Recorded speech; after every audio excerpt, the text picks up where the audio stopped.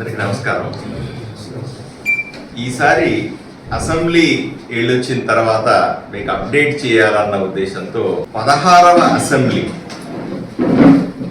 5వ సెషన్ ఇప్పుడు జరిగింది. కూటమి ప్రభుత్వం ఏర్పడిన తర్వాత ఇది 5వ సెషన్ కూర్చున్నాం. నేను 16వ అసెంబ్లీలో సభ్యుడిని. ఈసారి బడ్జెట్ సమావేశాలు సుమారుగా 15 రోజుల పాటు జరిగినాయి.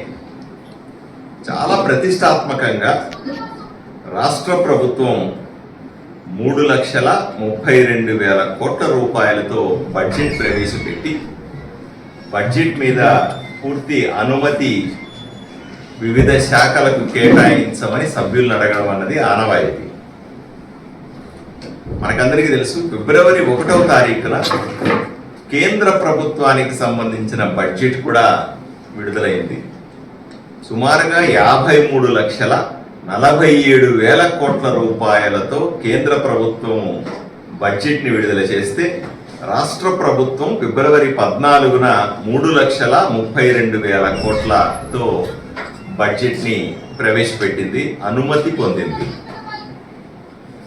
వికసిత భారత్ అంటే 2047 సంవత్సరానికి దాని ప్రాముఖ్యత కూడా మనం అందరూ అర్థం చేసుకోవాలి.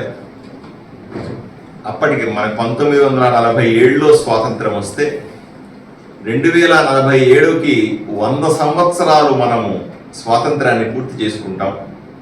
అప్పటికి మన దేశము, మన రాష్ట్రము, మన నియోజకవర్గం ఎలా ఉండాలనే ఒక ఆలోచన విధానంతో ప్రవేశపెట్టినటువంటి బడ్జెట్ అటు కేంద్రంలో కూడా రాష్ట్రంలో కూడా అన్ని శాఖలకు సంబంధించిన